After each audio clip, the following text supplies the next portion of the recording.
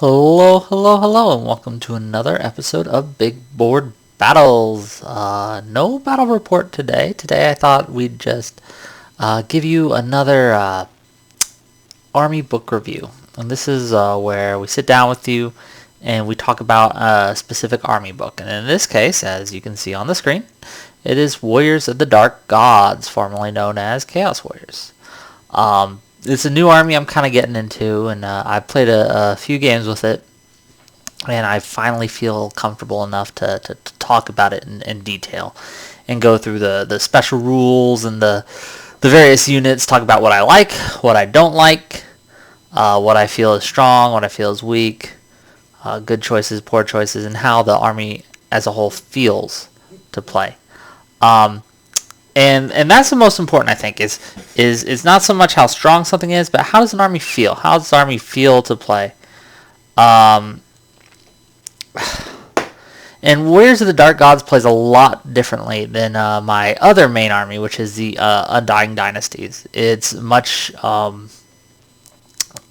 it's a different play style, and it's hard kind of to get my head around it sometimes. So I've had some silly choices made during battle, but overall I kind of feel I have a handle on it now, and I'm going to wait till Stanley gets back before we go through the Orcs and Goblins book with you guys. But we're gonna have fun. We're gonna talk a little bit, and if you think I'm wrong, which I very well might be, leave in the comments. If you have different ideas how to use a unit I think is weak, or even a unit I think is strong, just let us know and tell us, please.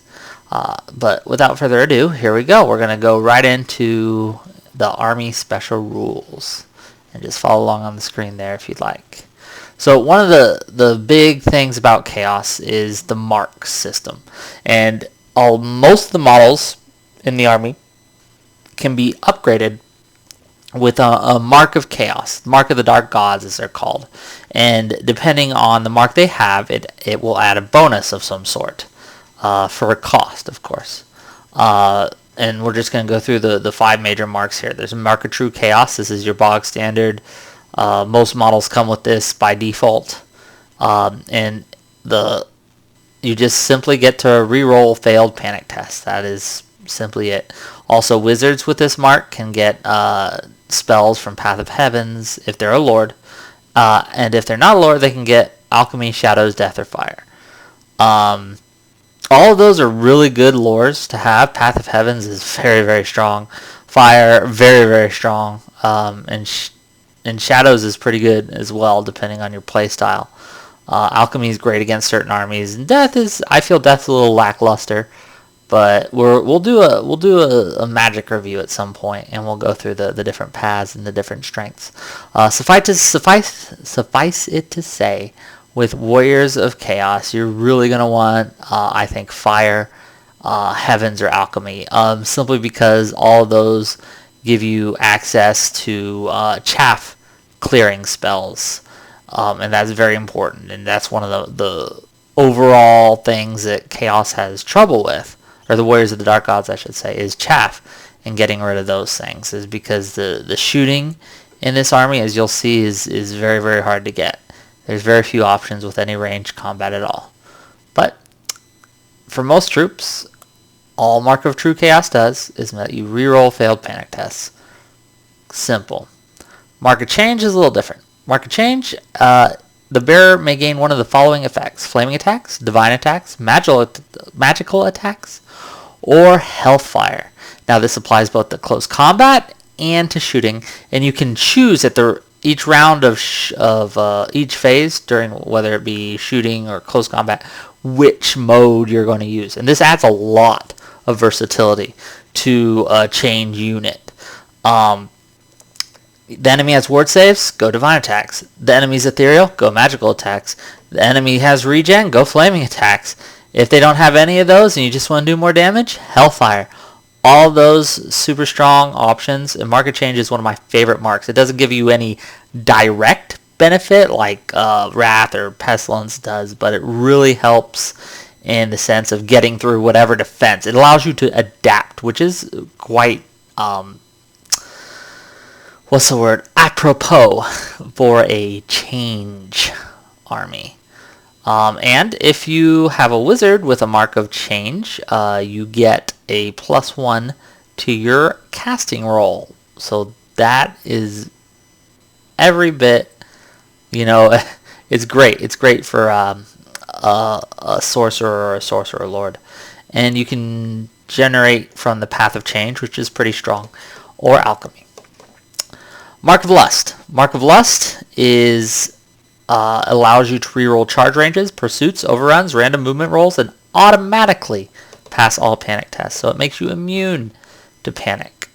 Rerolling charges and things like that is a godsend on units when you're 8 inches away and you absolutely have to get in there.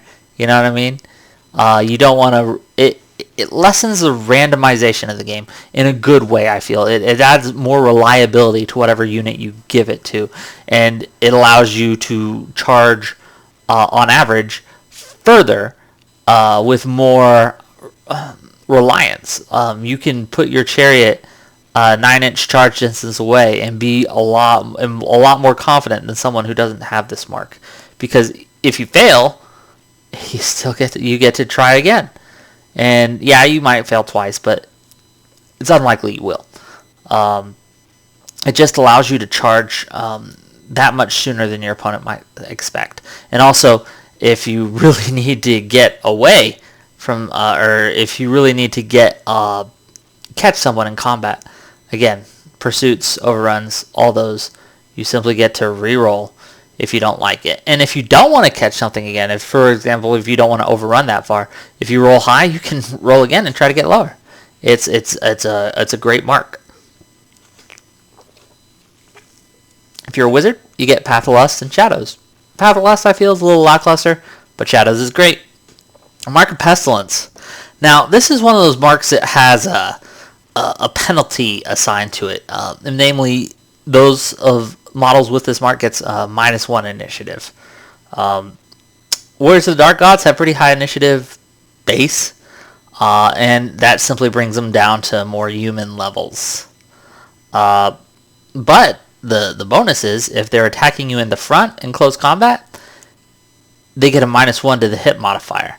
It can't ever be worse than a 5-up, but still. That means if you take parry or shield and hand weapon with a unit with a Mark of Pestilence, they're hitting you on 5s unless they have lightning reflexes or something. It makes it really hard to get through to you. You know what I mean? They can have a weapon skill of 10, doesn't matter. If they don't have that lightning reflexes, they're still hitting on 5s with the parry. And even without a parry, warriors are base weapon skill 5, and there's not much troop-wise that's over that. And so you can be very confident that most troops that you fight against will be hitting you again, even without parry, on 5s. It's very strong. It's priced accordingly. Wizards with this mark can get Path of Disease or Death. Death, like I said, is lackluster, but Disease, the attribute alone makes Disease worth it. And that's what I usually take in my army, because the attribute gives a character or a monster or something +1 toughness, which is excellent. Mark of Wrath. Mark of Wrath is awesome. It gives you basically a poor man's lightning reflexes. Models with Mark of Wrath get +1 to hit in close combat when attacking enemies in front of them, and they can never flee as a charge reaction. So it's a bit of a downside because you can't flee. But I mean, really, what are you going to be fleeing from anyway with a bunch of paired weapon Mark of Wrath or halberd Mark of Wrath or even great weapon Mark of Wrath guys? There's not much that you'd want to run away, you know what I mean? And hitting on most things on 2s or 3s is really, really good. In fact, there's not much you wouldn't be hitting on a 3, at least. In most troops, you're hitting them on 2s. Now, if you have this mark, you can't be a wizard. Wizards can't get this mark, so no spells in there. Now, there's a higher version of marks called Chosen of the Gods. If the unit has a special rule, which certain units do, the mark changes in nature. Not only do they get the mark's abilities or bonus / penalty, but they also get different ones. There's no Chosen of True Chaos. I feel that's unfortunate. It would add more variety, I feel, but there's not. So here's what we got. We got Chosen of Change, which gives you Wizard Conclave, and that means your champion in the unit can cast spells. That's awesome. Yeah, they only get 2, blue fire and pink fire, but those are, pink fire gives you a breath weapon, blue fire is a magic missile. It helps clear chaff, which is amazing. And the first 3 damage spells from the Path of Change attempted by any wizards in the unit get +1 strength. Again, that's awesome. Chosen of Pestilence. Models gain Fear. Fear is a lot stronger now in this version of the game. It gives you a greater chance to break the enemy, even if they pass their Fear chest. Chosen of Lust. +2 movement and skirmish. It does have a downside. You can't add any additional models above the unit starting size. But say you have a group of Fallen, or I'm sorry, not Fallen, but a group of Chosen. 10 skirmishing Chosen. It's pretty, with movement 6, that's pretty badass in my opinion. Remember, you get the Mark's ability as well. It's an additional benefit. So not only you get that +2 movement, but you're re-rolling charges. It's awesome. Chosen of Wrath is actually more of a downside than anything in my opinion. The model gains Frenzy. Yeah, it gives you an extra attack, but as any veteran player will tell you, Frenzy is not something you want on your unit. And you're paying for that. And so I really try to avoid using units that have this Mark of Wrath and Chosen of the Gods together, because it doesn't mesh well. Frenzy, yeah, you'll get another attack, but you're just going to be led around by the nose with anyone with any kind of skill. Because again, you have a problem clearing chaff, and all they have to do is stick that chaff where you can't move past them, and you have to charge them, and you're overrunning. You don't get a choice. You can't try to hold back, and that's unfortunate. Another rule that kind of makes Chaos what Chaos is called Gaze of the Gods. And what this rule means is you cannot refuse a challenge and must issue one if no other model does so. So if you take your big, bad Chaos Lord, put it in a unit, and throw it into combat, they can challenge with their champion. And if you don't have a champion in the unit to accept, you have to accept with the big, badass unit killing hero, and you're only going to get max 4 combat res for that guy. Still not bad. Yeah, you're still protected from other attacks, but by and large, this is a downside. Now, you do get a bonus if you slay a monster or an enemy character. You can reroll all your to hit and 2 wound rolls until the end of the current player's next magic phase, which is great, in my opinion. If 2 or more models with this rule slay a monster at the same initiative, only 1 model can benefit. So you'll never have 2 guys benefiting for this rule at the same time. So it's pretty good. It's pretty good. It's a con. It's definitely a con, but you can get by this. Just stick a unit in a unit champion in any unit you have a character in, and then challenge with your unit champion. So that the first qualifier there, must issue a challenge if no other model does so. That's taken care of. Another model did so. Your unit champion gets through. Lightning Rage. That's mostly for Dragon Centaurs and Eldragon Centaurs. 2-up, ward save against lightning attacks, and if it's hit by a lightning attack, not wounded, hit, it gains Frenzy. Again, Frenzy's more of a downside, so smart enemies with lightning attacks they don't have to wound you to take you out of the game. Let's say that. Inspired Greatness is an interesting rule, and it would seem to encourage infantry-style combat with this army. But as I see this army, it's not really... it does best as a monster mash or a character style, a heavy character style combat units. But one of the abilities they do have is Inspired Greatness, which if 1 or more models with this special rule is in a unit and they are infantry. They count as infantry. All infantry models in the same unit can make an additional supporting attack from the second rank. So it acts as if, say you have a unit, it doesn't give you another rank to attack. You're still getting supporting attacks, like from the second rank, but what it does is it allows you to make more than one. So if you have those Chaos Warriors, for example, Warriors of the Dark Gods, they get 2 attacks apiece. Normally, they'd only get 1 attack because only one supporting attack. But if you have a unit with this ability in there, they get 2 attacks. It just really helps your damage output. Survival of the fittest is another limiting factor. They may only include a maximum of 2 models with both fly and large target rule. And again, if you're playing higher points values, it goes up to 4. If you're playing lower points values, it's reduced to 1. And this is really to reduce a problem that they had back in previous versions of the game, where you had what was called the flying circus with a bunch of chimeras, lords on manticores, heroes on manticores. Everything's flying, just zooming around everywhere, doing all sorts of shit. So it's another limiting factor. And you'll find that Warriors of the Dark Gods have a lot of limiting factors, but there's still a lot you can do within the list, I feel. The armory, you got demon weapons, just gives close combat an extra +1 strength to magical attacks. There's various gifts to the Dark Gods you can get. Now this is interesting as well, and I feel it's somewhat of a trap, simply because these points don't count towards your magic item limit.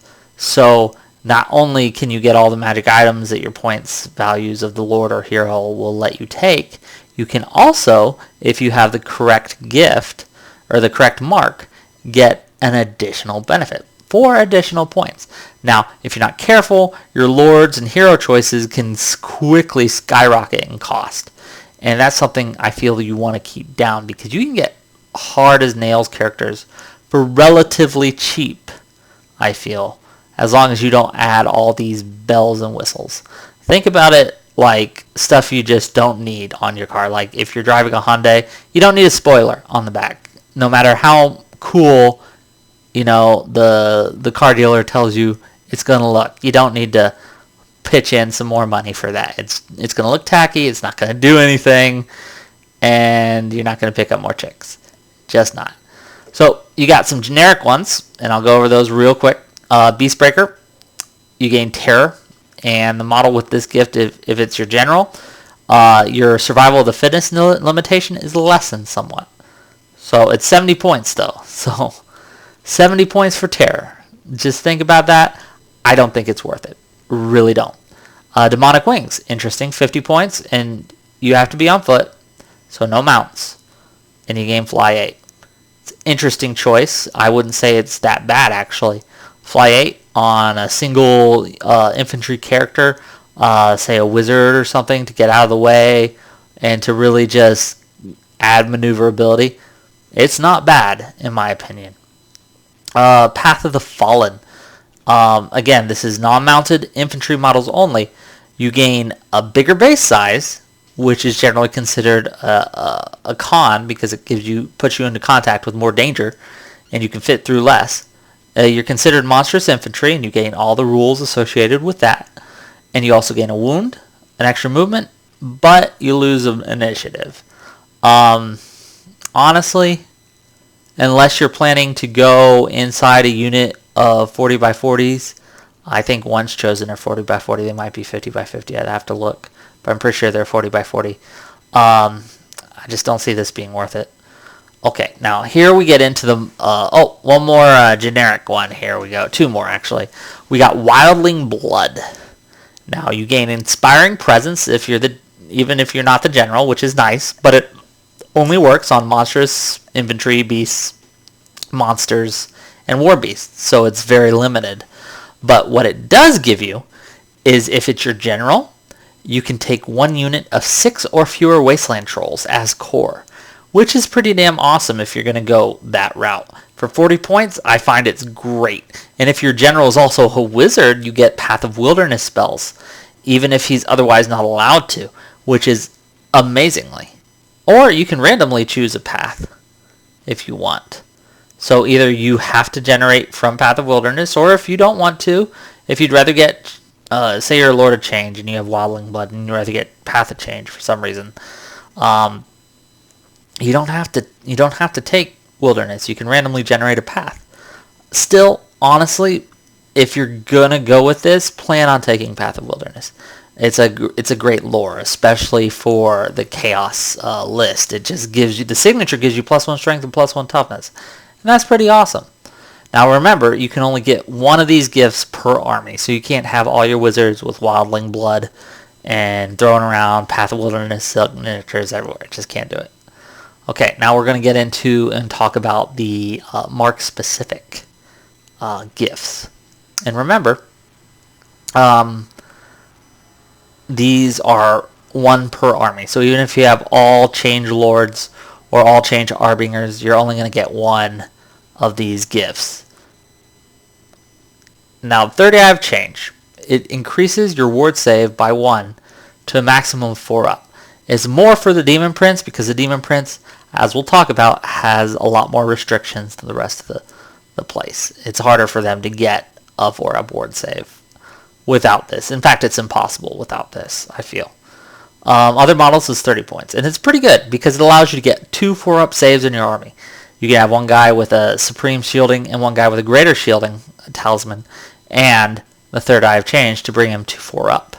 Can't be better than 4 up, but 4 up is pretty damn good. It's half the successful wounds against you are not going to be successful.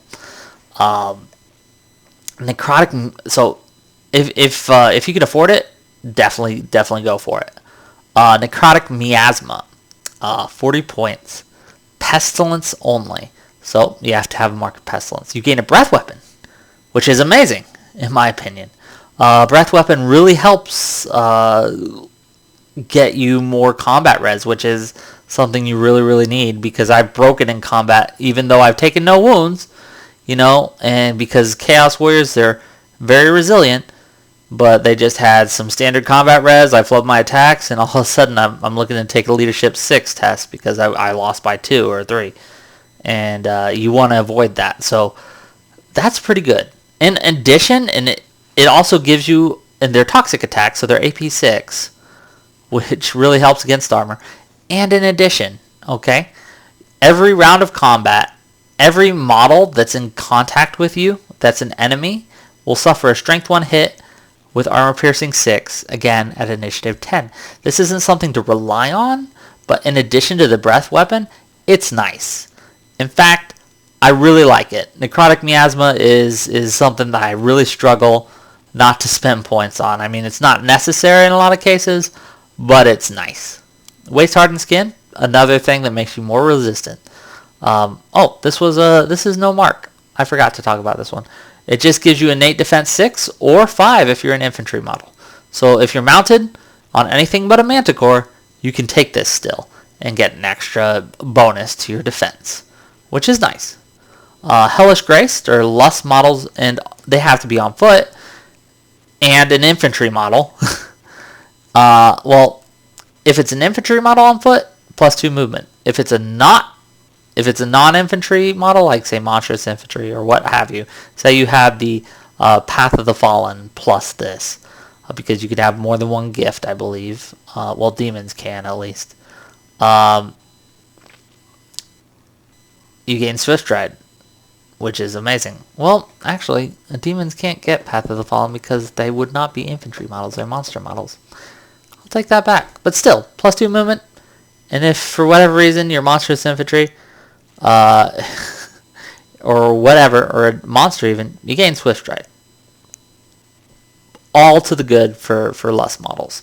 In fact, a Lust model, a Lust demon with the Hellish Grace is movement 10. Or movement 8 with Swift Stride, which is pretty damn good. Soul Reaper, Mark of Wrath. It's simple.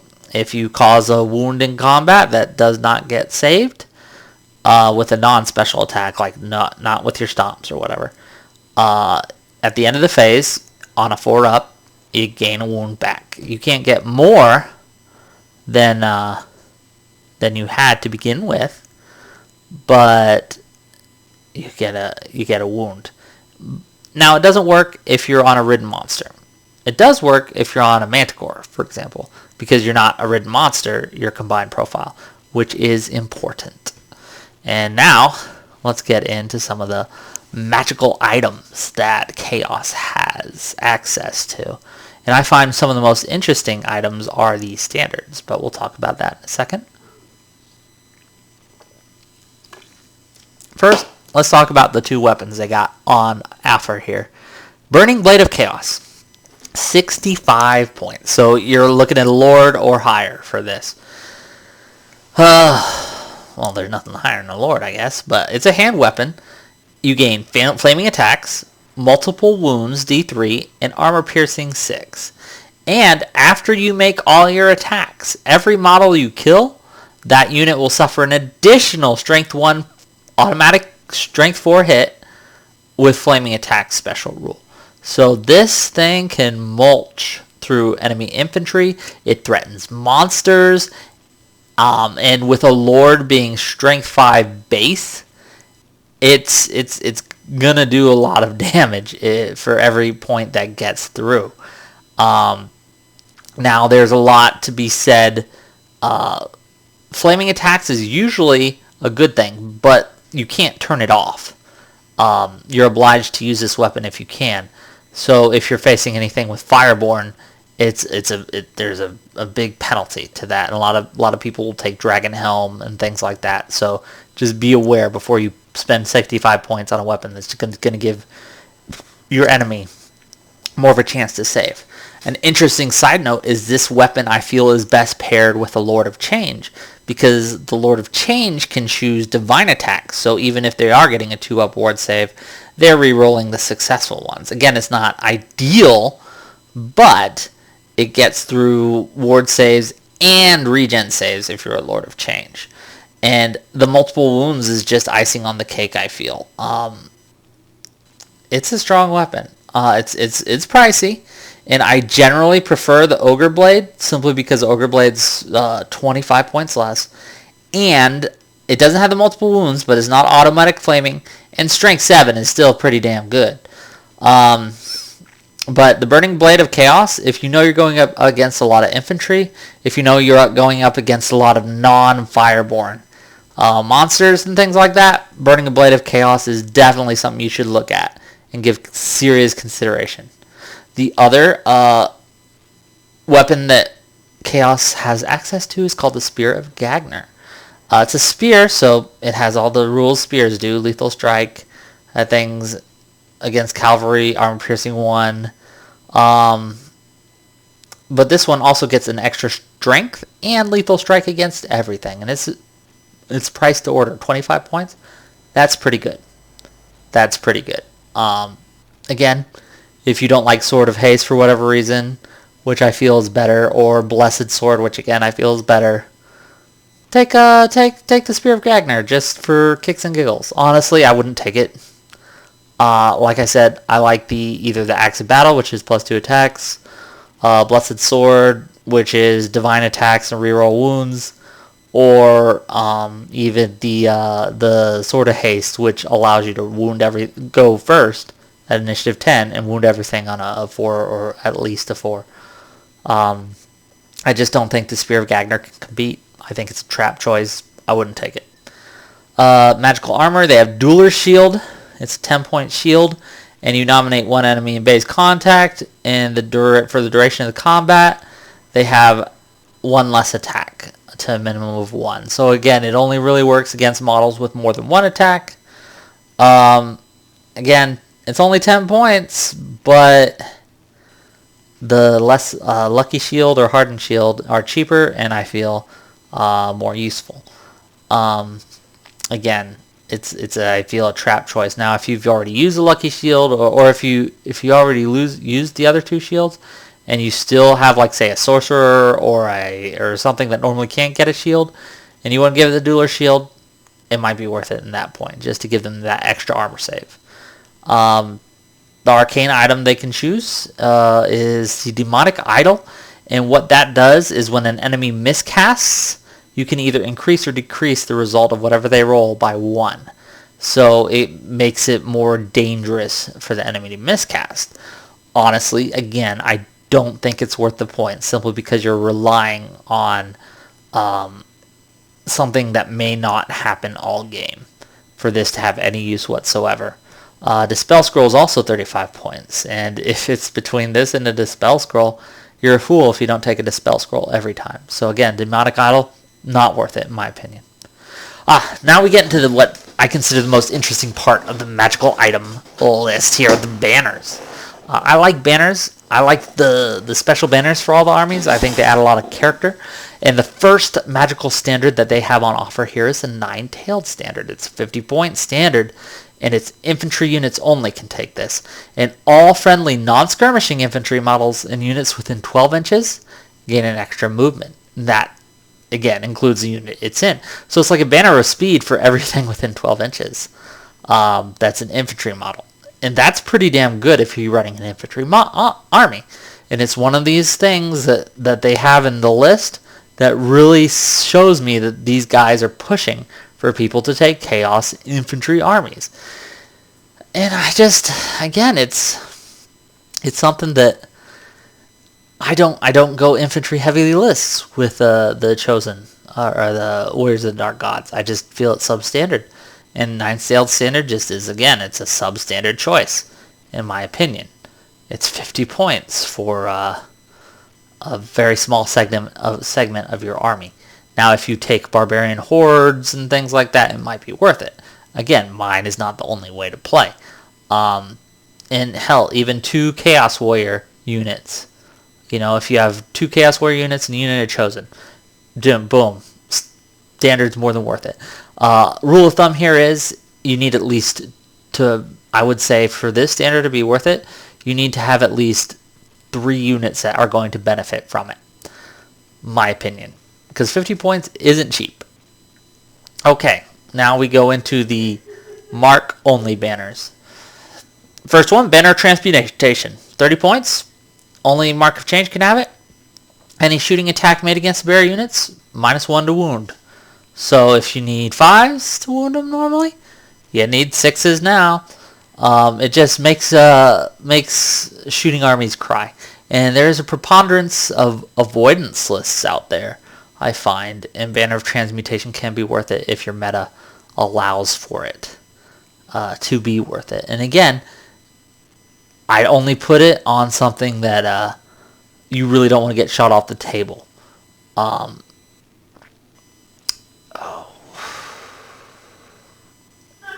Anything such as a Chosen unit of change or a unit of Chaos Knights that it just protects them a little bit more against cannon shot or catapult shot or things like that. Because even a cannon shooting at this unit, whatever it's yielding it, it's going to need a 3 to wound instead of a 2. Just makes it that much more likely that you're going to survive to get into close combat, which you need to do as a Warrior of the Chaos Gods. Or the Warrior of the Dark Gods, I should say. Okay, Lust. Banner of Temptation. It's a one-use only item, and I generally frown on these. But the banner may be activated when the bearer declares a charge. And it just prevents the enemy unit from fleeing. Again, it's useful against avoidance lists, and it just makes sure that they hold in place and they stick when you want to, so you can get in. For 25 points, I'd seriously consider it. It's only one use only, but if you really need it, then it's a godsend. Still, for 25 points, you could also get a Banner of Speed, which just gives you +1. And honestly, most of the time, I do not mind that the enemy flees from me. But that's me. Okay, Banner of Fury, Wrath only. They gain Frenzy, and they don't lose Frenzy if unless the banner is captured or destroyed. And so, again, I don't know why you would. It gives you an extra attack, yes, but it gives you Frenzy, and Frenzy is generally a downside.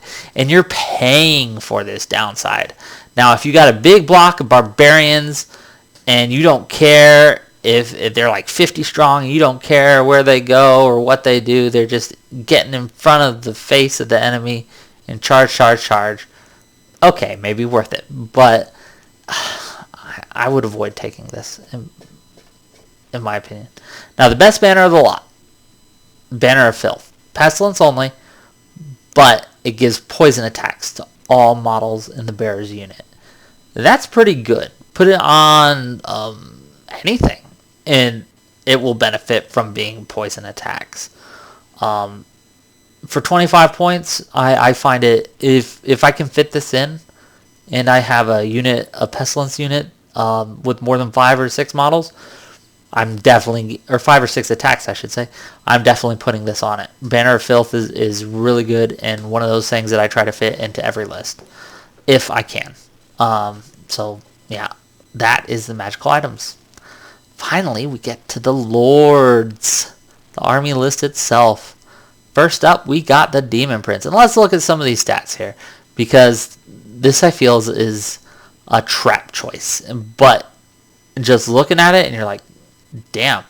Leadership 9, 8 initiative, weapon skill 9, strength 6, toughness 5, 4 wounds on a 50 by 50 base.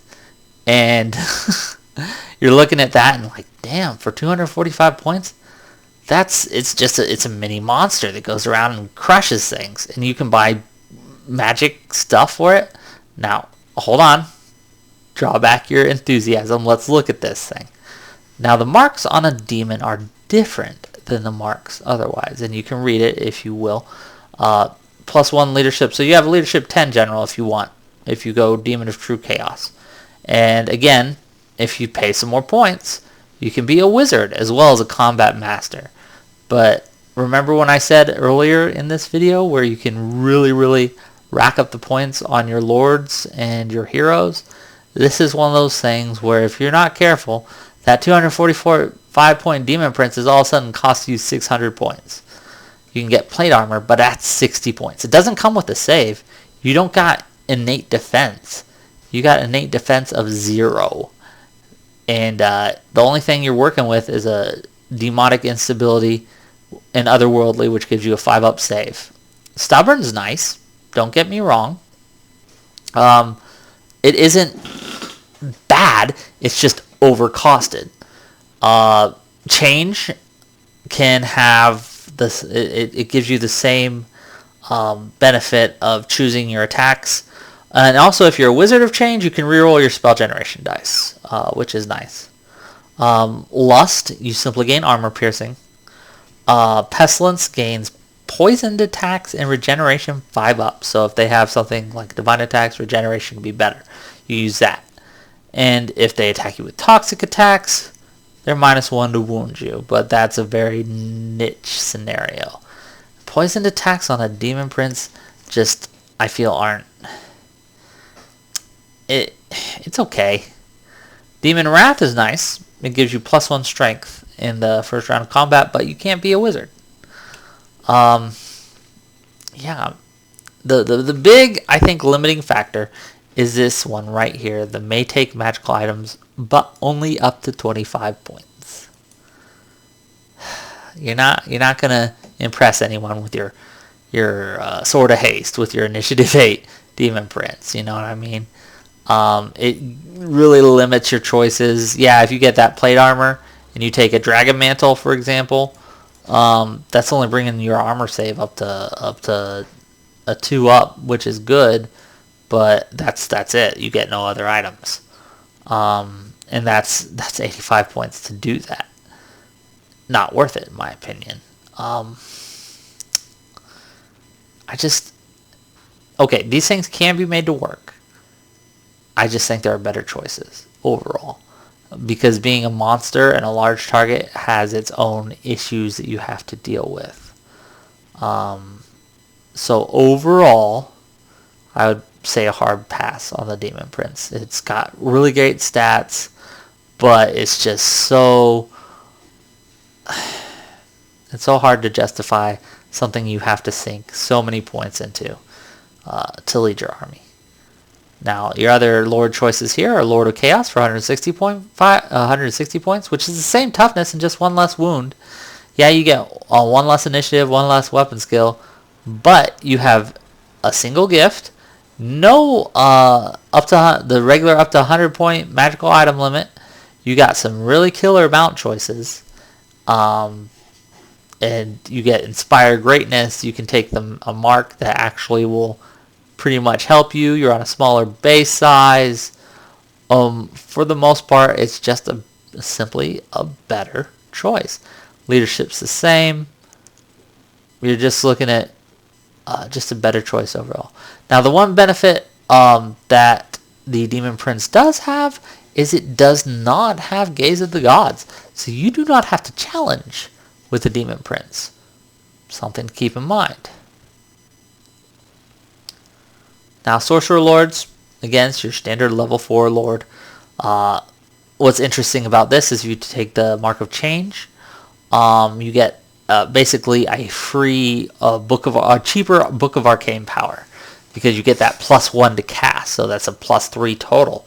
And then you can use your magical item arcane slot for something like a Tomb of Arcane Lore or something else, a Dispel Scroll, what have you. It's just again, you have the really cool mount choices. And something to keep in mind is Chaos Warriors of the Dark Gods. Their magic users are tough because they all can wear plate armor. And that gives them a 4-up save, just base, which is nice. And if you look at their stats, Strength 4, Toughness 4, Weapon Skill 5. And let's look at the Sorcerer down here, Weapon Skill 5. They're still okay, in Undying Dynasties, if my Acolytes or Hierophant gets into combat, they're going to die. But Sorcerer Lord or a Sorcerer, they can hold their own, and they can even be built as kind of combat-y and do fairly well. Hero choices, you have the Harbinger of Chaos, and you have the Sorcerer / Wrath Priest. Now let's talk about Wrath Priest, because it's something different, something unique. It gives magic resistance 2, and you may make a dispel attempts as if it was a Wizard Master. So you get +2 to dispel, which is nice. You get a single gift, magical items, and a mount. Now, yeah, you're having the Macro Wrath, and you can't change that, but you also get Inspired Greatness, which is important as well.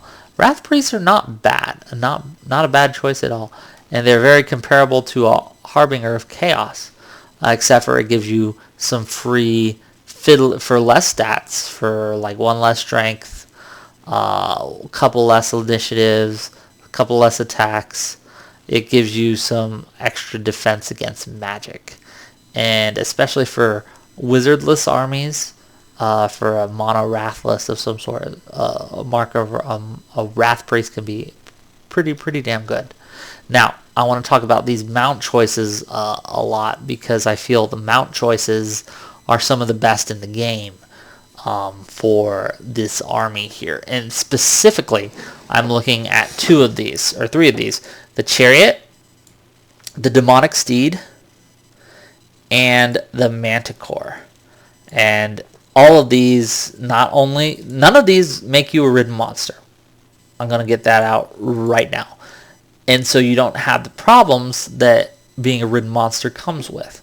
And one of the big problems ridden monsters come with is a lot of the magical items that you bring to boost the armor save and ward saves and what have you of an expensive hero. Ridden monsters do not benefit from those things.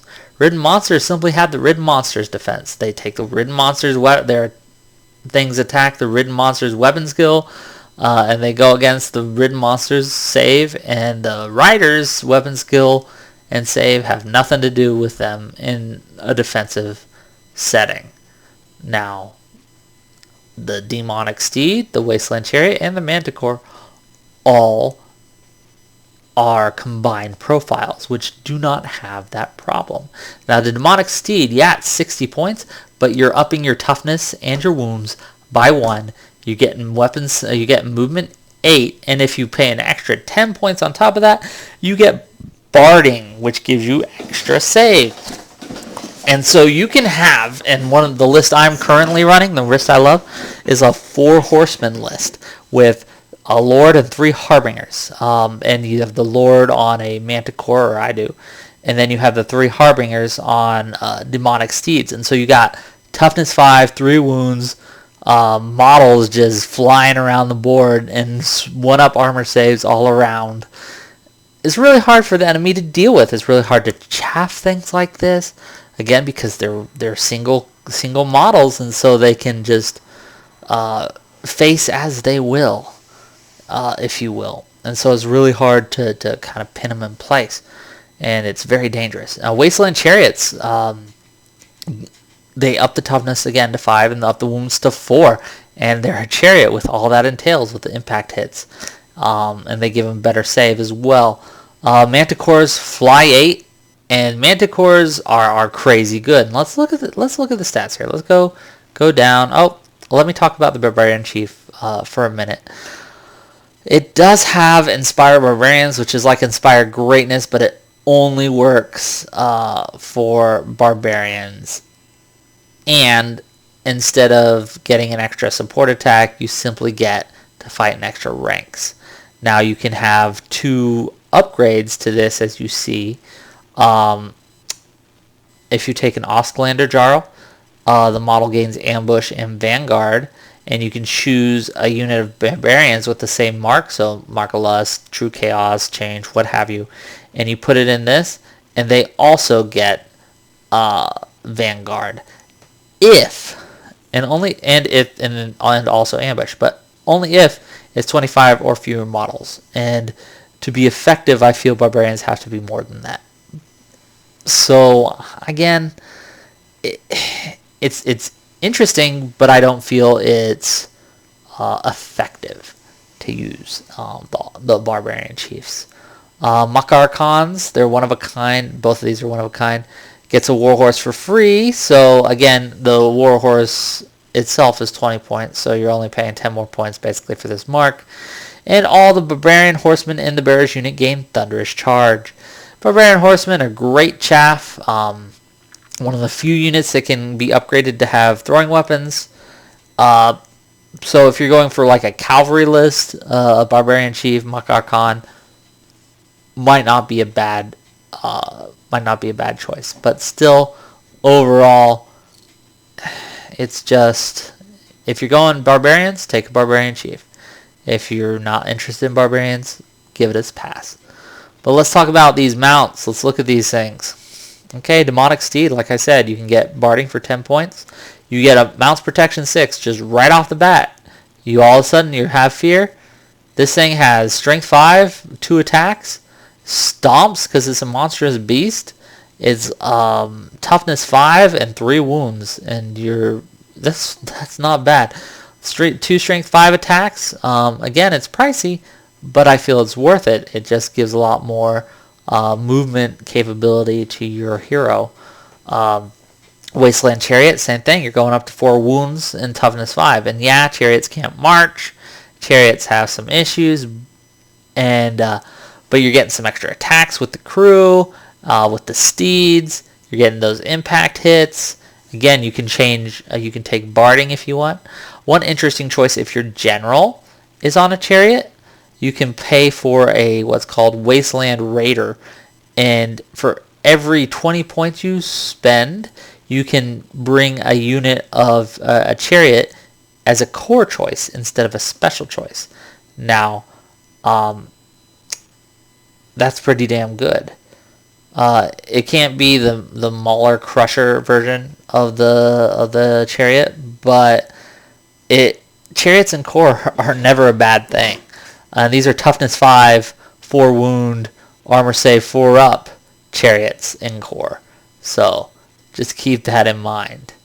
Manticores, let's look at these things right now. You have, again, large targets, which is bad, but the Fly 8, the Frenzy, again, but your leadership 8 or 9 guys on it, so it's not that bad.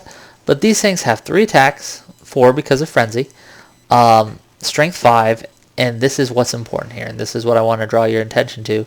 Lethal Strike and Multiple Wounds D3. So if this thing wounds something, they're taking 3 wounds, and that makes that's scary to fight against. These things are tough to deal with.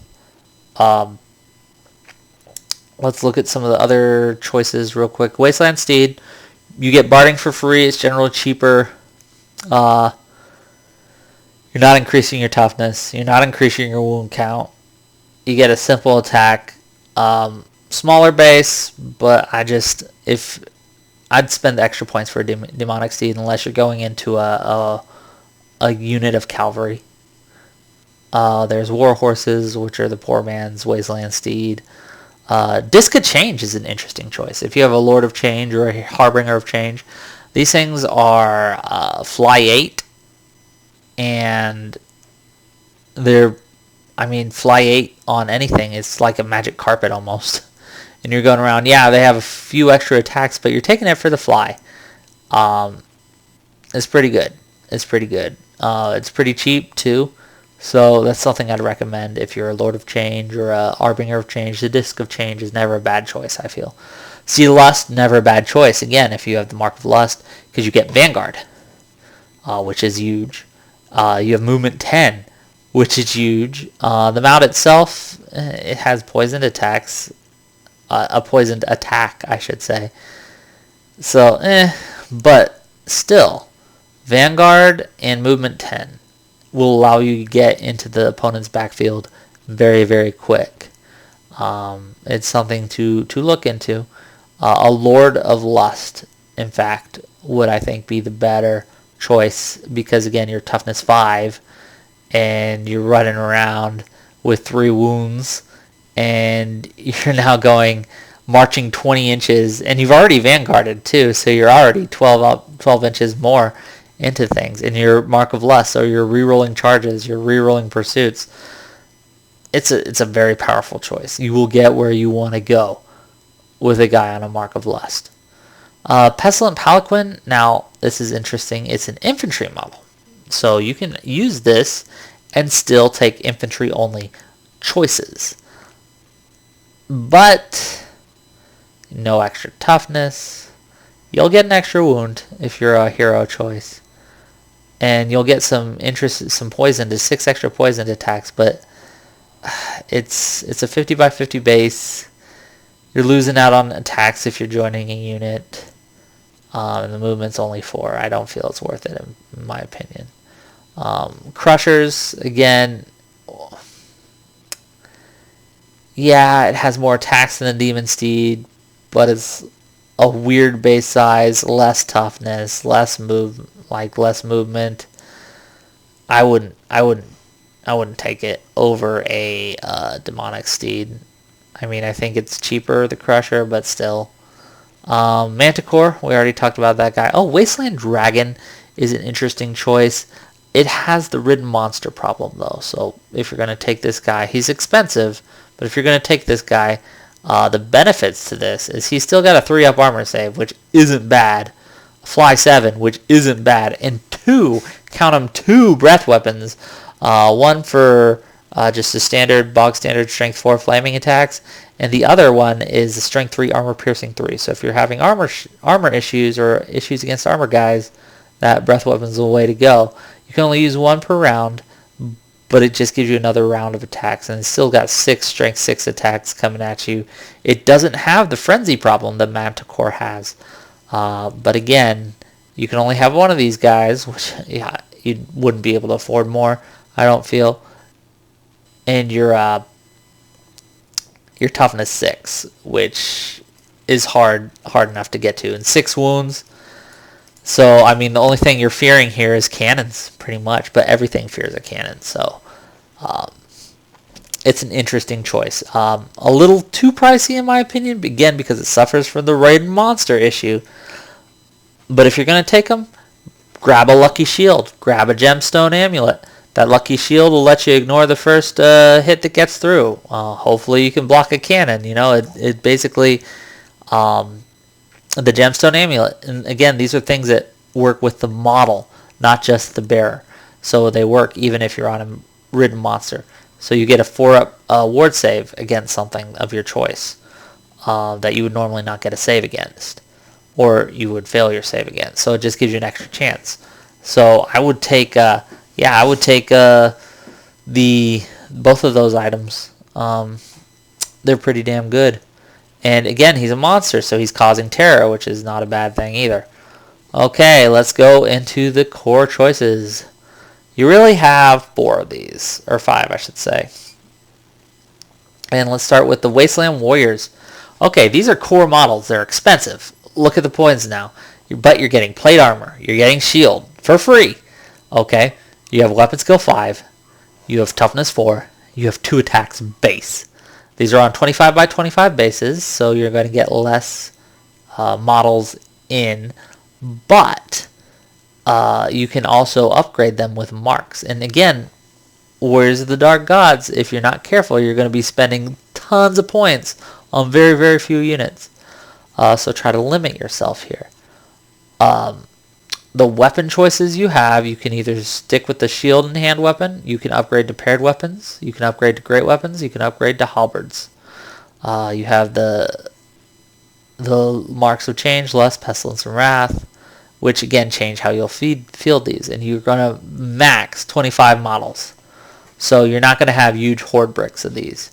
But I usually run them in about groups of 15. If you any less than that, and I feel you're not getting your money's worth, they're just too small to do anything. But they're really hard to get rid of off the table by anything other than dedicated close combat units. And don't think for a minute a dedicated close combat unit won't beat these guys into dust, because they will. But anything less than an elite combat unit is going to struggle against a unit of Wasteland Warriors. And for core, I think that's pretty powerful. Now keep in mind, you can also, if you chose those upgrades before, either get a unit of trolls or a unit or chariots into core too. So don't feel you have to fill out your core points with just these infantry options. Another interesting option up for grabs is Fallen at 85 points. They lose out on a weapon skill, but they're if you look, they're skirmishers. They have frenzy and they have random attacks, so you can get from 1 to 3 attacks with each guy. And they're plate armored, so they're toughness 4 with a 4-up save, just running at things. Skirmishers, movement 6, so they're faster. And you can get some marks on them, which are really interesting. The Wrath, Pestilence, Lust, or Change. With Frenzy already, though, again, they can be led around the nose, so you got to be very, very careful with how you play these guys. But they're excellent for 85 points for 5. You're looking at chaff potential here. Frenzy is hard to get rid of, like it's hard to deal with, but if you were looking to end the lives of enemy chaff, Fallen is what you want to pick here. I think they're much better than the Warhound choice, which we're going to go into. Warhounds, they got Vanguard. That's nice. They got Poison Attack. That's nice. But they don't have what I feel chaff needs, which is either skirmishing or fast or light troops or anything like that. 45 points is dirt cheap. Yes, yeah, you can give them innate defense if for whatever reason you feel like filling out some points. But I never would.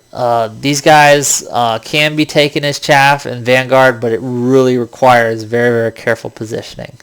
They're not a bad choice, but I think they're better choices. Barbarians, 20 models for 70 points. These are your cheap fodder guys. They're still weapon skill 4, but they're standard humans all across the board. 1 attack, strength 3, toughness 3.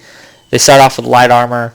You can give them marks if you want to increase the point cost a little bit, and you have a lot of different choices in how you arm them. You can go spear and shield. You can go flail. You can go great weapon. You can give them throwing weapons as well if you want. The most scary blocks of barbarians that I have played against are Mark of Wrath with flails. They're very much glass cannons, but if you're staring down at 50 of these guys, you're wondering, how am I going to get through these? Because they're strength 5 hitting me on 3s or 2s in a lot of cases with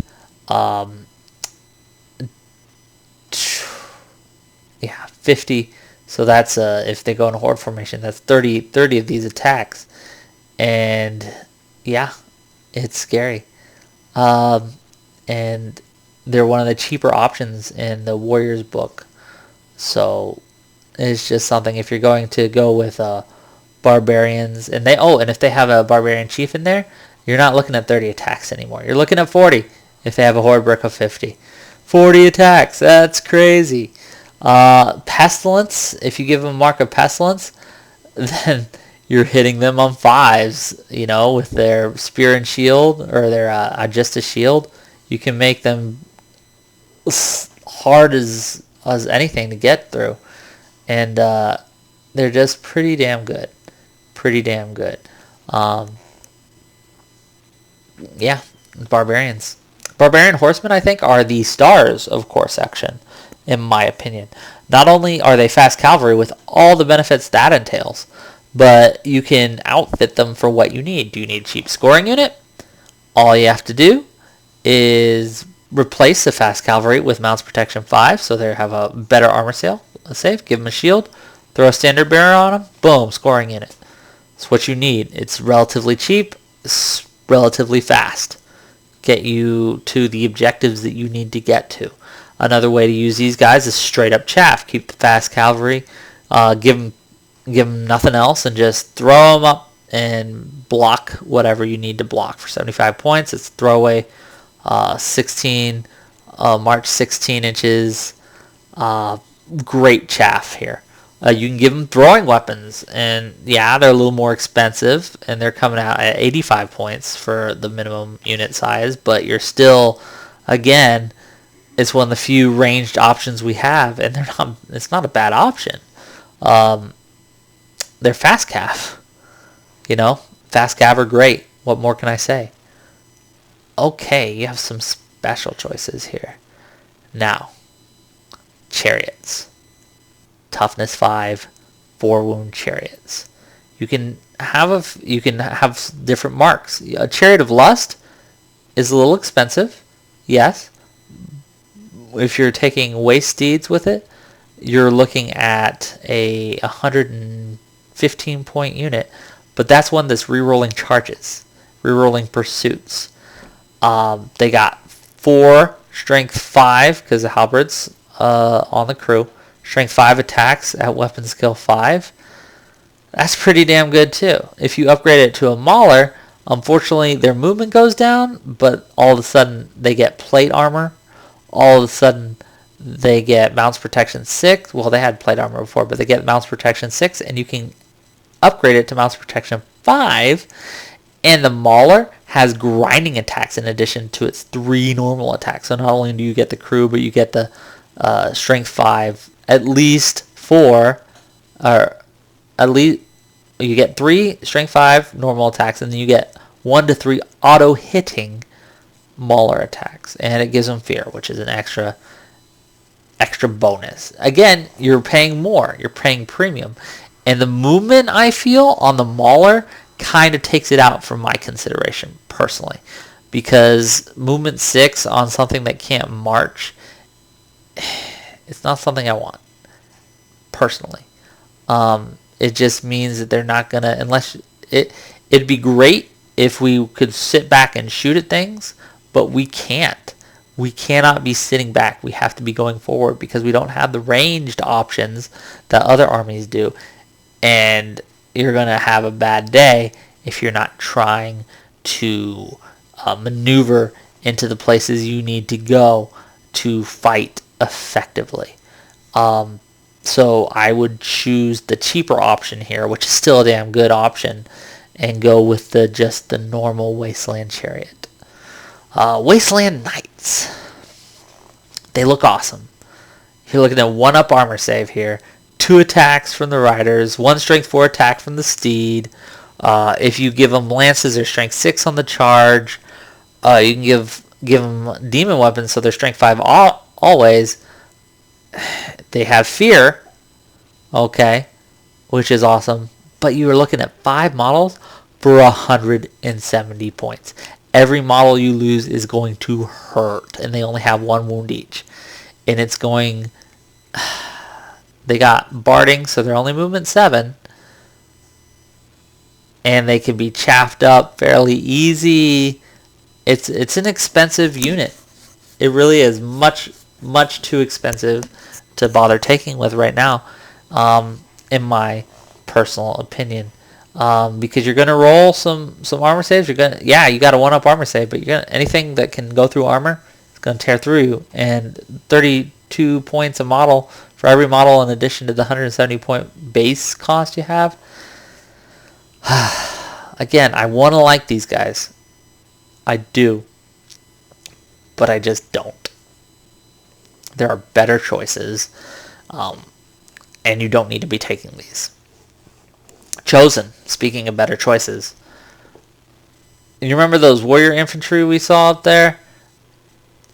It's that with better initiative and better weapon skill. They're also chosen. They have chosen of the gods. They're immune to psychology, and they get the benefits of the chosen mark. So right away, I feel that counts out Wrath, because you don't want these guys with frenzy. But it makes Lust super interesting. You have 10 skirmishing, movement 6, plate armor plus shield plus whatever weapons and bonuses you want to give them, just going around and causing, pardon the pun, chaos in the enemy ranks. It's pretty damn good. Chosen of Change aren't bad either. Given Banner of Transmutation, they're not getting shot off the table, and they're getting through whatever ward saves, regen saves, what have you that the enemy may have. Pestilence, that's a lot of points per model, but you're looking at a unit now has fear and -1 to hit, but they also have -1 initiative, but they're still initiative 4. That's still pretty damn good. Also, with Change, you can give their champion wizard spells. They have wizard spells, and so you have this unit with an embedded wizard. Yeah, it's 80 points, but still pretty damn good. And that 80-point champion can take a magic weapon, so you can upgrade it even more.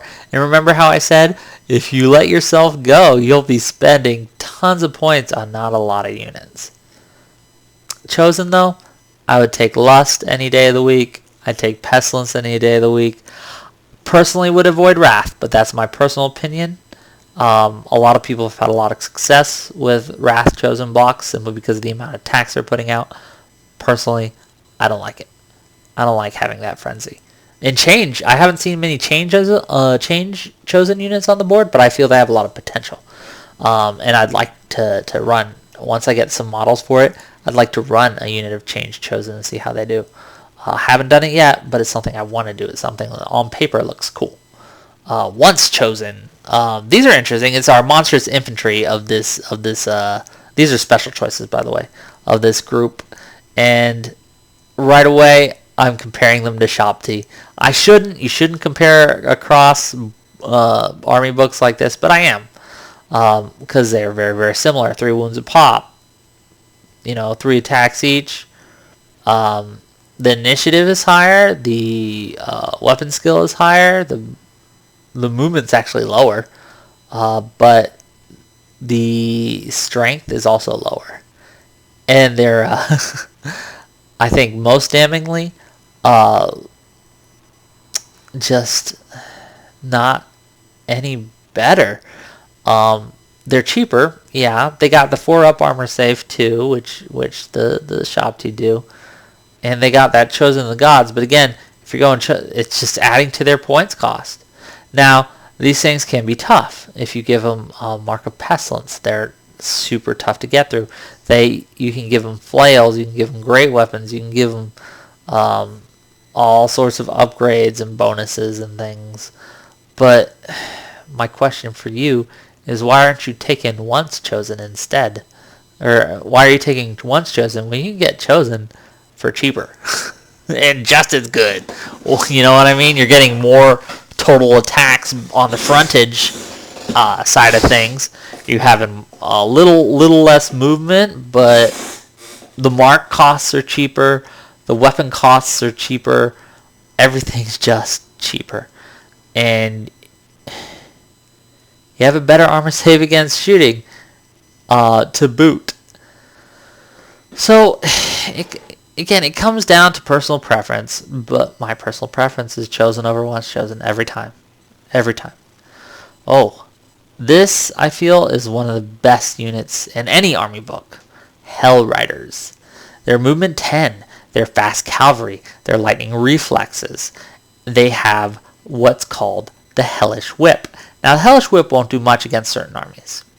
It still might, but it won't do much. Like elves, anything with high leadership and things like that isn't going to be affected much. But things like orcs, things like Skaven, things like certain monsters in various books, they have what's called a Hellish Whip. Shooting weapons, range 6, and it's quick to fire, so you can fire as fast cavalry even if you march. So you get this is a 26-inch threat bubble of this weapon, and it's not so much that the weapon's going to cause a lot of wounds. It's not. The unit that suffers one or more hits, not wounds, hits from this weapon, they reduce their initiative value to 1, and they gain stupidity. And this effect will last until the start of the Hell Riders deck shooting phase. And I can't tell you how many times I've had a group of Hell Riders whip a cannon, and all of a sudden it's stupid. And it fails its stupid check, and now it can't do shit. And next turn I charge it with the light lances and stuff. They're pretty great against enemy chaff and enemy war machines and things like that. And I'll just like waste them. And they're cheap enough that you can, in a pinch, use them as chaff as well. I personally would try not to, but fast cavalry, march of 20, and you're looking at some damn good chaff there if you want to use it. With Mark of Lust, so again, you're immune to panic. They're not going to make you run off the board or anything. If you need that long bomb charge, you got that long bomb charge. It's just I can't say enough good things about Hell Riders. Put 2 in your list if you can. Put more. Put 3 if you can afford it. 2 I think would be great in any list. I can't think of a list, a heavy magic infantry list that wouldn't, or monster mash that wouldn't benefit from the inclusion of 2 Hell Riders. Auto include in my mind here. Auto include, and yeah, you don't really want to say that about a lot of things, but in this case, I think it's warranted. Let's go for Wasteland Trolls. They're trolls. What can you do? The stupidity is what makes trolls a troll. So if you got to keep them near that general, and you got to keep them near that banner. You can get Mark of Pestilence, which makes them like river trolls, basically. But they're trolls. Like, what do you want me to say about these things? They're tough as nails. Regeneration 4. They're not that expensive, points wise. And I'd take them over once chosen if I'm using an infantry list. And again, it's something to consider making 6 of these guys a core unit. Just if you have the one gift that gives you, I think it was, let's go back up here and see what the gift was exactly. Wildling Blood. So if you're using a Sorcerer Lord and you have Wildling Blood, make it your general. You know, get those core chaos trolls going. I mean, they're, I think, a better choice than most of the core they have. But it only works in certain lists. So you got to really tailor your list around trolls. And so if your list works, if trolls work with your list, go ahead, put them in. But again, really make sure that your list can support this, because trolls aren't good unless they have stuff near them to make their stupidity not a factor. Keep that in mind. Dragon Centaurs. These guys are interesting. They're expensive right off the bat, but they're T5. You're looking at a 4-up armor save with 2 stomps each. They can't be upgraded with any other mark than Mark of True Chaos, but they have 4 wounds of pop, 3 attacks, and their movement 7. 3 models for 205 points though. it's something you really have to consider if you want to take these guys. Honestly, I don't think they're worth it. I really don't. They're just too expensive. Yeah, they're nice, but they're not going to do enough damage to be worth their points. And they just don't have stubborn, they don't have anything that would make them not just, they can't really have ranks, really. I mean, yeah, if you want to spend an extra 136 points to make sure that, yeah, even with that, you can only add up to 2 models, so you're not getting a rank in. You're just not getting another rank in at all. And yeah, you can get a standard bearer if you want, but it's just not going to be enough, in my opinion. They're just not going to, with 3 attacks each, they're just not going to do enough damage to warrant inclusion. Yeah, they're tough. Yeah, they're cool, but I wouldn't take them personally. Okay, Fallen Beasts, those are cool. Now remember, Mark of Lust can reroll random movement, so that's pretty awesome. They also have interesting ambush rule. They can ambush, first of all. They're unbreakable, so they're pretty much awesome chaff at toughness 5. They have fear, which is awesome. And if they ambush, they can do a 2d6 random move when they come into the battlefield. So right away they can get up into the enemy's grill. It doesn't count as charging. Now, Fallen Beasts have random movement, and the benefit to that is you never have to deal with charge reactions from enemies. They can't stand and shoot at you. They can't flee from you. If you roll enough, you're in. They're, again, I would use them as chaff and ambushing War Machine Hunters. Coming in, turn 2 or 3, just right in the back lines. Boom, they threaten the enemy's rear units. Hell Riders are better for that. They're more points, but I feel they're better. Fallen Beasts make more expendable chaff because, again, they're unbreakable. So you just throw them in front of something. So unless the enemy kills it, which with toughness 5, 3 wounds isn't a guarantee, it's just they're there. They're in the way. You know what I mean? They're not going anywhere. Blood Beast. Okay, so monster. It's an interesting monster simply because it has a Rites of Binding rule. But right away you look, oh, it has Frenzy? That's shitty. Hatred is nice, but Frenzy is shitty. Now, you nominate a character, and as long as that character lives, the Blood Beast has the weapon skill and leadership of its master instead. So if you put it on that Demon Prince guy, all of a sudden its weapon skill is 9, and its leadership is 9. But again, it's 175 points for toughness 5, 5 wounds, Frenzy. It's just not gonna... I don't like it. It just... It's strong, and in certain situations, it can do a lot of damage. But I don't think 175 points is worth it, in my opinion. Let's move on to some rare choices. Some Crusher Knights. Now these guys are interesting. 170 points for 2 models. Remember, the Dragon Centaurs that I said were super expensive at 3 models for 205 points. These guys are also super expensive, but they have a few benefits and a major weakness that I think make them a different role than Dragon Centaurs, which makes them kind of almost something you might want to include. You're looking at Mark of Wrath, but remember, they're chosen of the gods, so now they're frenzied.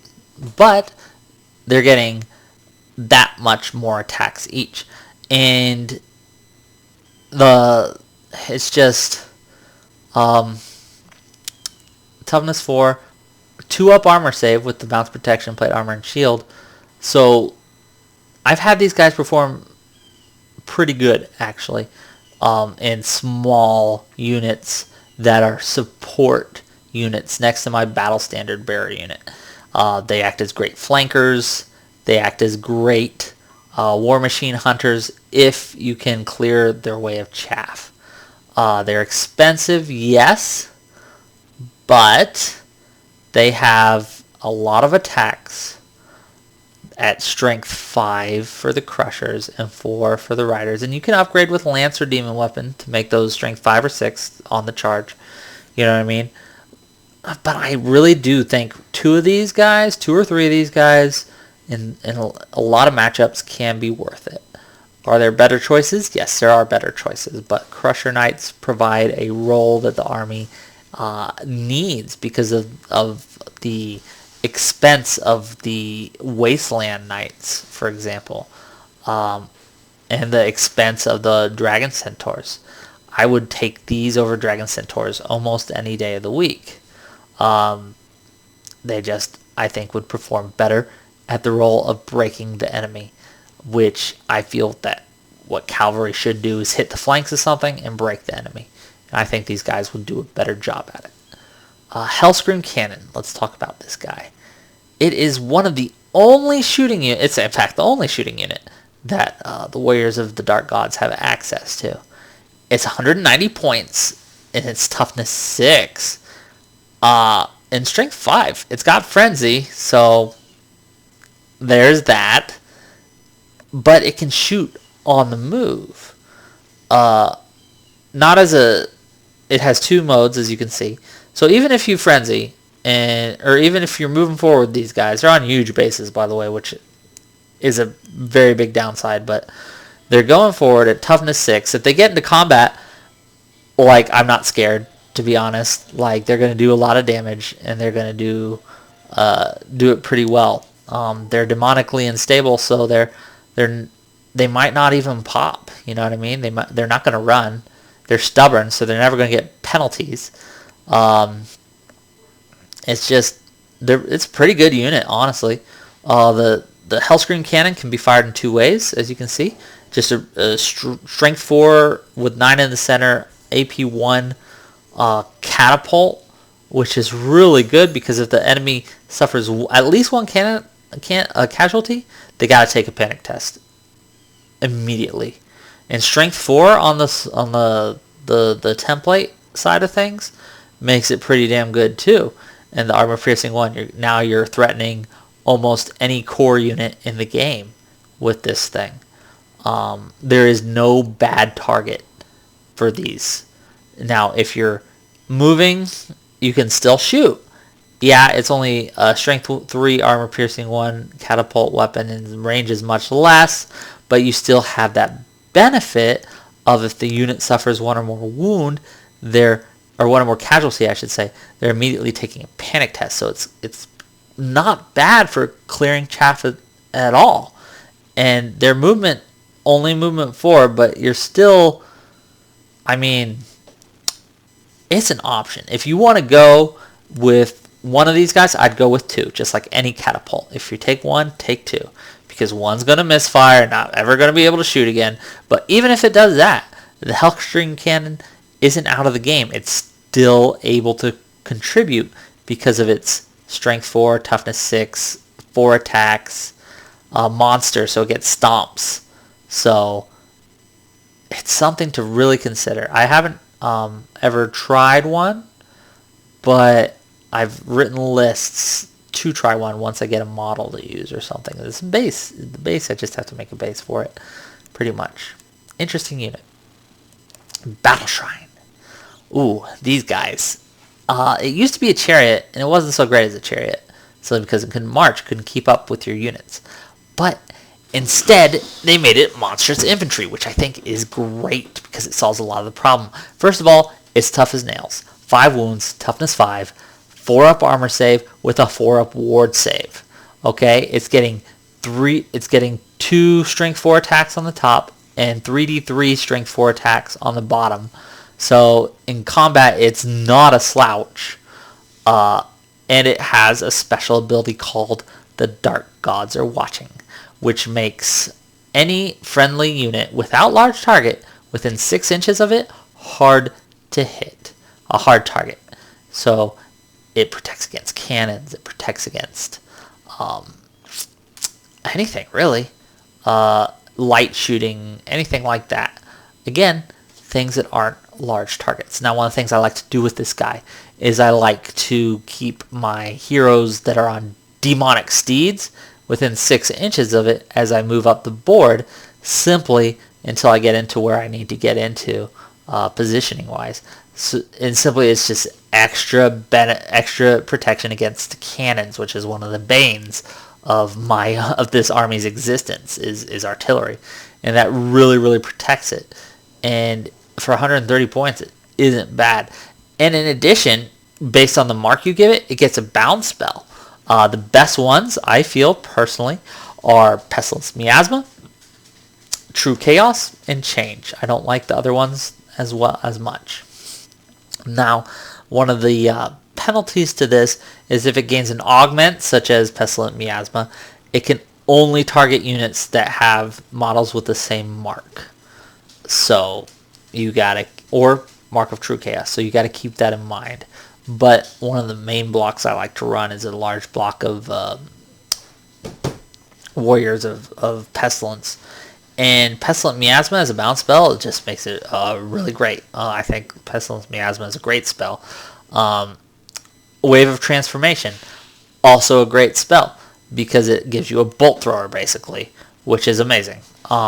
Wind Blast, I mean, it really limits the enemy's movement. You know, it's not the best bound spell ever, but it's better than Frenzied Hysteria, when it's better, I think, than the Wrath ability. But personal opinion. Let's see what we got here. Chimeras, 200 points. They're Fly 8, which is nice. You can upgrade them for a breath weapon, which I would if I was taking these guys. They have 5-up regen, which is 4-up save, 5-up regen, which is really nice. Protects a lot against small arms fire and gives them a chance against cannons. Only problem with these guys is they're 4 wounds, toughness 5, initiative 3. So they have a chance just to be knocked off the board by generic infantry, you know, before they even get a chance to strike. They're glass cannons, and you really got to choose your targets very wisely with these guys. Not to say that they're not worth taking. No one wants a Chimera in their flank. No one wants a Chimera in their back lines. But it's an expensive choice, and just keep that in mind if you ever do take one of these guys. The breath weapon does give them an option to kill chaff without charging the chaff, which is nice. It's something to look at too. Something to look into. Vortex Fiend. I feel this guy's a trap choice. I'll say that right out. Yeah, it's a monster. Toughness 5, 5 wounds. Pretty scary, right? 5-up ward save.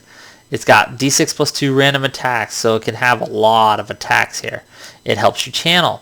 It's a hard target, so cannons and stuff have a hard time hitting this guy. It's got Mark of Change with all the benefits that entails, which I think is one of the best marks in the game. It also has a special ability called Waves of Change. Enemy units within 6 inches of a Vortex Fiend are affected by fear as if they were in base contact. And friendly units of within 6 inches are immune to fear. Also, friendly wizards can cast spells with the type damage through the model if they're within 24 inches. So that just basically means you can cast even further than you normally would, and at different angles and at different arcs. For 175 points, I don't think it's worth it. If the Waves of Change aura were bigger, if the Waves of Change aura were 12 inches, then we would start talking, because making -1 to all non-immune to fear enemies within 12 inches is pretty damn good. But 6 inches, not as good. Not near as good. It's got that ward save, and it's got that innate defense, but it's just not going to survive in close combat. Especially if you roll like a 1 for your attacks. You might just break and die just right there. I wouldn't take it. I feel it's a trap choice. It looks good, and I've tried it before. It just doesn't perform. Elder Dragon Centaur, and this is one of the last choices we have here. Now, Elder Dragon Centaur, whereas all these other monsters, Blood Beast, the Vortex Fiend, etc., traps, the Elder Dragon Centaur is on point. He is money. He is Strength 6, Toughness 6, 6 wounds, with 5 attacks and Leadership 9. He's immune to Psychology, he's Innate Defense 4, and he's got Swift Stride, with Movement 7 with Swift Stride. Weapon Skill 6, by the way. So this guy is no slouch in combat. You can give him paired weapons, Great Weapon or Halberd, all for the same point cost, and you can upgrade him to Light Armor, which gives him a 3-up save, which really saves him against any sort of light arms fire. It won't stop a cannon, but getting plinked to death by poisons or arrows or things like that, it really helps. I prefer taking paired weapons simply because it utilizes the high initiative. It makes it even higher and gives you 6 attacks, and I like to see all those 6s across the board. It just looks nice to me. But I would say if you're going against, if you want to, it depends what you want to do this guy, and you can do with this guy, and you can really tailor him into a very specific role. Infantry hunting, elite infantry hunting, any sort of thing, paired weapons are fine. Great choice. If you want to save some money, he doesn't need a weapon, too. So I'd either take paired weapons or no weapon at all if you're facing normal infantry. If you're facing monsters, I'd take a halberd. You're striking initiative 4, which is higher than most monsters, and your strength 7, which is enough to wound on a 3-up or better most monsters. You'll still have trouble against sphinxes and things like that. Now you could take a great weapon, and you have strength 8, which will give you even more benefit against monsters, but it also brings your initiative down to great weapon. I don't think the great weapon is a great choice, the halberd or the paired weapons, in my opinion. And if you can afford it, if you could possibly fit it in, the light armor saves lives. It really does. Okay, now let's look at giants. Okay, giants are giants. They're wonky. They have that special little attack randomness going on. But let's look at something interesting. They're chosen of the gods, so they can get chosen of the gods mark abilities. The two that strike me are Lust and Change. I would never take Wrath because it gives them Frenzy for no benefit whatsoever. You don't want it's free, but I would rather just keep the Mark of True Chaos and run with it. You know what I mean? Pestilence is nice. For only 10 more points, you're gaining a -1 to be hit, which is great for the giant, in my opinion. So Pestilence for only 10 points, worth it if you don't want these other two. These other two, though, are really good. You can have a Mark of Lust. Yeah, it's 60 points, but now you're skirmishing. That's -1 to be hit by ranged weapons. Now you're +2 movement, so that movement 6 goes to movement 8. And now you're re-rolling your charges, you're re-rolling your pursuits, you're re-rolling and you're re-rolling your random attacks. And guess what these giant attacks are? Guess what? I would say they're random attacks. They are amazing. Amazing. In my opinion. A Lust-marked Wasteland Giant is, again, 60 points more, but so much more threatening. So much more powerful. The Change Wasteland Giant, not a big deal on its own. Oh, okay, now my attacks are flaming, big whoop. Or Divine attacks, big whoop. But if you upgrade even more to a champion, which I understand, it makes the giant a 260 point sink. But you're channeling and casting spells. A giant casting spells. Giving a giant pink fire makes the giant much more dangerous than he ever would be all by himself. I would very much consider a Mark of Change after a Mark of Lust. Mark of Lust, I think, is the best. Mark of Change, second best. And if you don't want to spend all those points, Mark of Pestilence is a strong choice. And, hey, I like giants, personally. I feel they're great at clearing chaff. They're scary threats. They distract the enemy from more important things. Yeah, they're a little expensive, but they're stubborn. They get stuck in combat and don't go anywhere forever. Good choices all around. And that, my friends, is a very long video. But I hope you enjoyed it. I hope you learned something. And I'm sure you guys who are great veterans of the Warriors of the Dark Gods can teach me a thing or two and can tell me some tips. So leave them in the comments section. Again, I hope you subscribe. I hope you enjoyed it, and have a great day.